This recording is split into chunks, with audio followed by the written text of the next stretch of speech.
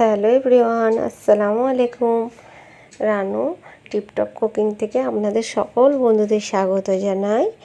আজ আমি যে রেসিপিটি করব সেটির নাম হচ্ছে চিকেন আলু কষা বা চিকেন আলু ক্যারি। তো বন্ধুরা, আপনাদের যদি আমার রেসিপিটি ভালো লেগে থাকে আমার চ্যানেলকে লাইক, সাবস্ক্রাইব আর শেয়ার করতে ভুলবেন না।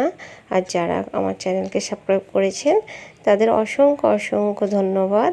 আর যারা এখন পর্যন্ত করেননি, আমার রেসিপিটি দেখে যদি ভালো লেগে থাকে আপনারা আমার চ্যানেলকে সাবস্ক্রাইব করে দেবেন আর আমার পাশে থাকবেন আশা করি।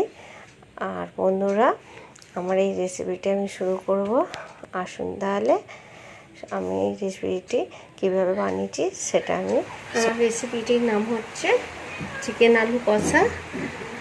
এবার এটা আমি ম্যারিনেট করে রেখে দেবো আধ ঘন্টার জন্য।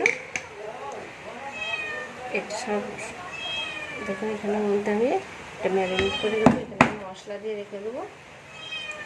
এখানে আমি হলুদ গুঁড়ো দিয়ে দিচ্ছি 1 চা চামচ, ধনে গুঁড়ো দিয়ে দিচ্ছি 1 চা চামচ, জিরা গুঁড়ো দিয়ে দিচ্ছি 1 চা চামচ, আর লঙ্কা গুঁড়ো দিয়ে দিচ্ছি 1 চা চামচ। এখানে আমি ভিনেগার দিয়ে দেবো, একটু ভিনেগার দিয়ে দিচ্ছি যাতে মাংসটা ভেঙে না যায়, স্মেলটা যাতে না বেরোয়। এখানে আমি পরিমাণ মতো নুন দিয়ে দেবো।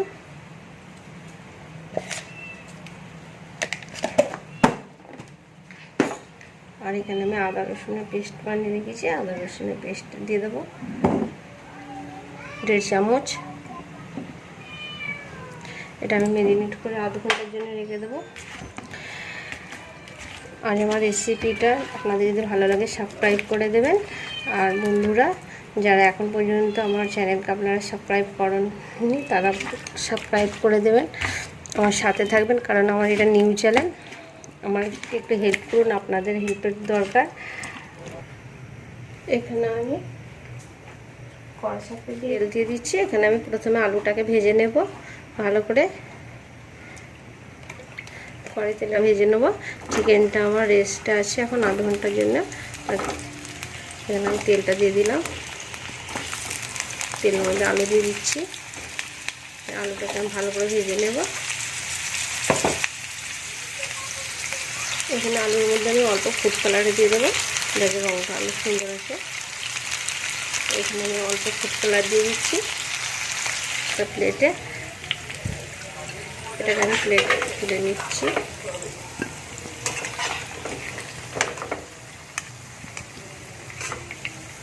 আমি ওই তেলের মধ্যে যেটা আলু ভেজেছি তার মধ্যে আমি এখানে মাস্টার্ড অয়েল দিয়ে দিচ্ছি, মিক্স করে দিচ্ছি ওই তেলের মধ্যেই। তেলটা আমি গরম হতে দেবো। তেল আমার গরম হয়ে গেছে। দেখুন, আমি এখানে 3 পিস এলাচ, 3 পিস লং আর একটু দালচিনি আর একটু গোলাপের পাপড়ি দিয়ে দিলাম এর মধ্যে।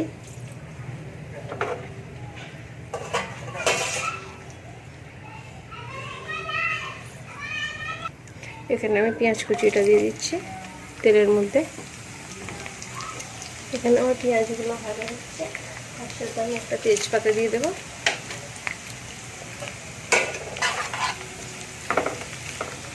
আমি ম্যারিনেট করার ওর মধ্যে আদা রসুন দিয়েছিলাম। এখানে আমি 1/2 চা চামচ আদা রসুনের পেস্ট দিয়ে দিচ্ছি, একদম অল্প, কারণ ওর মধ্যে আমি মুরগির মধ্যে দিয়ে রেখে দিয়েছি একটু বেশি করে। এটাকে আমি ভালো করে ভেজে নেব।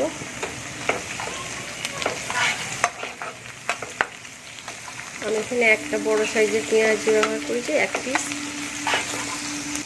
আমার পেঁয়াজটি হালকা রঙ এসেছে, একদম আমি পুরো গোল্ডেন করবো না। এবার আমার ম্যারিনেট করা চিকেনটি আমি এর মধ্যে দিয়ে দেবো। দেখুন, এর মধ্যে সব মিক্স করে রেখে দিয়েছিলাম। এর মধ্যে দিয়ে দিচ্ছি মিক্স করা তেলের মধ্যে আমি দিয়ে দিচ্ছি।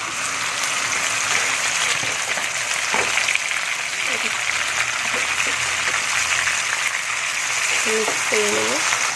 এটাকে আমি ভালো করে তেলের মধ্যেই কষে নেব।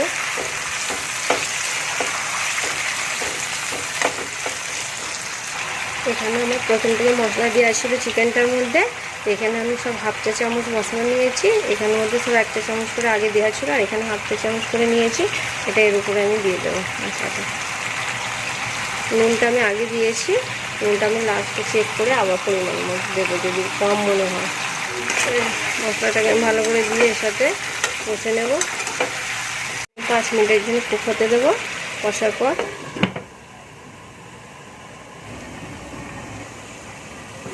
5 মিনিট পরে এসে গেলাম। আমার এখানে তেল নিয়েছি, দেখুন এটাকে ভালো করে আমি কষে নেব। এটা আরও তেল ছাড়বে, যখন তেল ছেড়ে দেবে এর মধ্যে তখন আমি আলুগুলো দিয়ে কষবো। দেখুন তেল এমনিতে ছেড়ে দিচ্ছে। এখন আমাকে অল্প আলুতে দিয়ে দেবো।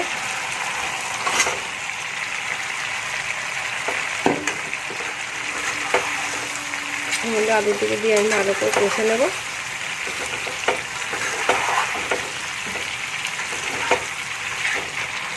এখানে আমি ঢাকনা দিয়ে দেবো। 3-4 মিনিট পর আবার আসবো।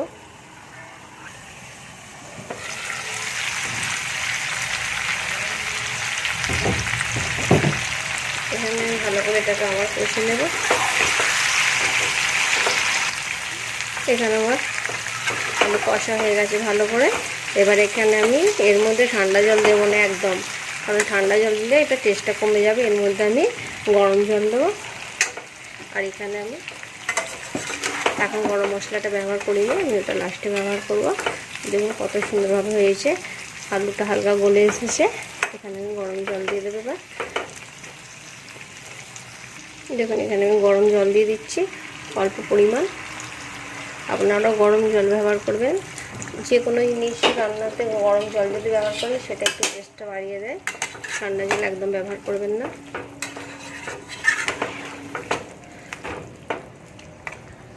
এখানে আমি জলটা দেখুন, এই আমার মাংস হিসাবে আলু হিসাবে জলটা রেখেছি। এটা এখানে আমি গরম মশলা দিয়ে দেবো এর মধ্যে। এবার গরম মশলাটা আমি লাস্টে ইউজ করবো। দেখুন 1 চা চামচ আমি এখানে গরম মশলা দিয়ে দিচ্ছি। এখানে আমি কেওড়া জল ব্যবহার করবো, একদম 2 ফোঁটা হিসেবে কেওড়া জল দিয়ে দিচ্ছি আমি। স্মেলটা খুব সুন্দর আসে, এটা রেস্টুরেন্ট স্টাইলে আসে কেওড়া জলটা দিলে। আর এখানে আমি ঘি ব্যবহার করবো, রেড কাউ ঘি। এর মধ্যে আমি অল্প পরিমাণে একদম রেড কাউ ঘি দিয়ে দেবো যাতে এটা ভালো লাগে। আমি এখানে ঘি দিয়ে দিচ্ছি যাতে টেস্টটা বাড়িয়ে দেয়, ঘিয়ের টেস্টটা বাড়িয়ে দেয়। এখানে বাটারও ব্যবহার করতে পারেন। আমার এখানে রান্নাটা সব কিছু আমি দিয়ে দিয়েছি, এখানে কমপ্লিট হয়ে গেছে। এটা আমি 10 মিনিটের জন্য 10 মিনিট পর আসছি। এখানে 10 মিনিটের জন্য ফ্লেম অন আছে আমার। 10 মিনিট পর এটা, আর 10 মিনিটের জন্য আমি এটা হতে দেবো। এবার আমি দেখবো 10 মিনিট পর এসে। দেখুন আমার হয়ে গেছে। আমি এইভাবে এইরকমই ঝোল রাখবো হালকা, একদম আমি এটা কাদা কাদা করবো না। দেখুন এইরকমই ঝোল রাখবো আমি। এবার এটাকে আমি নাম দিলাম। আমার পুরো রেডি হয়ে গেছে রান্না। এইভাবে আপনারা এই রেসিপিটি করবেন। এই রেসিপিটা খুব দারুণ লাগে খেতে।